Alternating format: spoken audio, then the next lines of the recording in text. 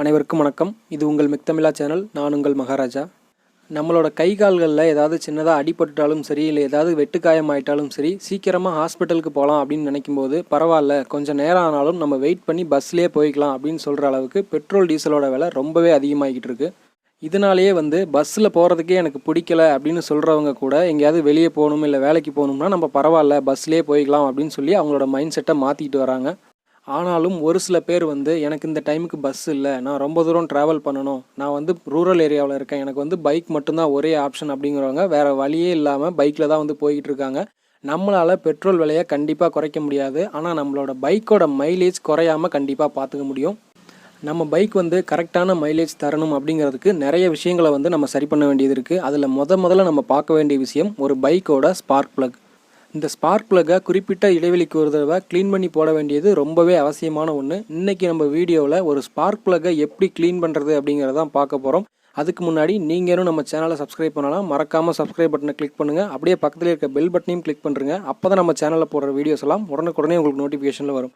வாங்க வீடியோக்குள்ளே போகலாம். நம்ம இன்றைக்கி எக்ஸல் ஹெவி டியூட்டியோட ஸ்பார்க் ப்ளக்கை க்ளீன் பண்ண போகிறோம். எந்த பைக்காக இருந்தாலும் அந்த வண்டி வாங்கும்போதே இந்த ஸ்பார்க் ப்ளக் கழட்டுறதுக்குன்னு இந்த மாதிரி தனியாக ஒரு ஸ்பேனர் நமக்கு கொடுத்துருப்பாங்க.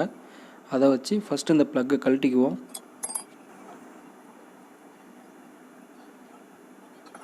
இப்போ இந்த ப்ளக்கை பார்த்திங்கன்னா தெரியும், ரொம்பவே கரி படிஞ்சு போயிருக்கு.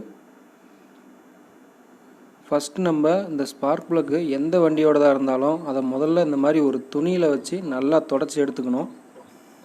இந்த 2 ஸ்ட்ரோக் இன்ஜின்ஸில் நீங்கள் குறைஞ்சது 1000 கிலோமீட்டருக்கு ஒரு தடவையாவது இந்த ஸ்பார்க் ப்ளக்கை கழட்டி க்ளீன் பண்ணியே ஆகணும். அப்படி க்ளீன் பண்ணாமல் விட்டோம்னா இதே மாதிரி நிறைய கரி படிஞ்சு போய் கரெக்டான டைமுக்கு ஸ்பார்க் ஆகாது. இந்த ஸ்பார்க் ப்ளக் நல்லா இருக்குதா இல்லையாங்கிறத நம்ம வண்டி ஓட்டும் போதே தெரிஞ்சுக்கிறது எப்படிங்கிறத நான் லாஸ்ட்டில் சொல்லியிருக்கேன். வீடியோ கடைசி வரைக்கும் பாருங்கள். அதுக்கப்புறமா இந்த எமர் ஷீட்டை வச்சு மேலே இருக்கிற அந்த கார்பன் எல்லாத்தையும் கொஞ்சம் தேய்ச்சி விடணும்.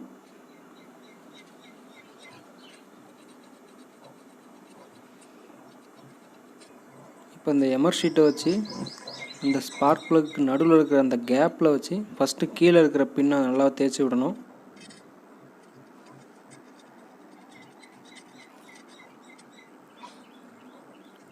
அதுக்கப்புறம் அதை இப்படி திருப்பி வச்சு மேலே இருக்கிற உள்பக்கத்தையும் நல்லா தேய்ச்சி க்ளீன் பண்ணணும்.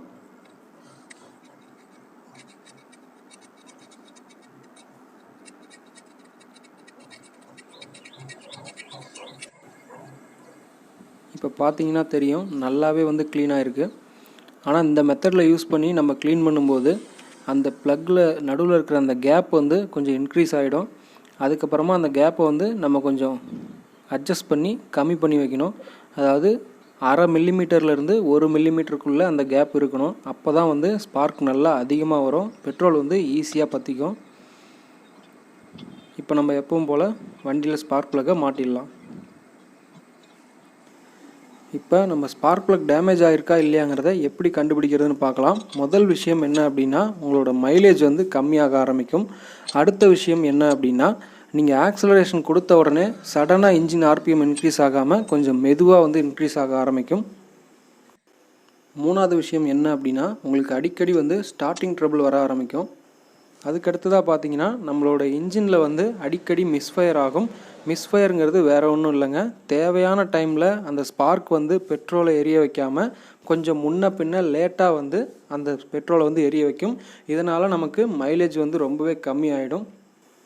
கடைசியாக எப்படி கண்டுபிடிக்கிறதுன்னு பார்த்தீங்கன்னா, நம்ம இன்ஜின் மிஸ்ஃபயர் ஆகிறதுனால ஐட்லிங் சவுண்டு நமக்கு மாறி மாறி கேட்க ஆரம்பிக்கும். அதாவது நம்ம வண்டியை ஸ்டார்ட் பண்ணிவிட்டு ஆக்சலரேட்டரே கொடுக்காமல் இருக்கும்போது வரக்கூடிய இன்ஜின் சவுண்டு அதிகமாக கம்மியாக மாறி மாறி கேட்கும். இவ்வளோ தான் ஸ்பார்க் ப்ளக் டேமேஜ் ஆகிருக்குதா இல்லையான்னு கண்டுபிடிக்கிறதுக்கான வழிகள். இந்த வீடியோ உங்களுக்கு பிடிச்சிருந்ததுன்னா லைக் பண்ணுங்கள். இதை மற்றவங்களும் தெரிஞ்சுக்கணும்னு நினச்சிங்கன்னா எல்லாருக்கும் ஷேர் பண்ணுங்கள். மறக்காமல் நம்ம சேனலை சப்ஸ்கிரைப் பண்ணுங்கள். நன்றி, வணக்கம்.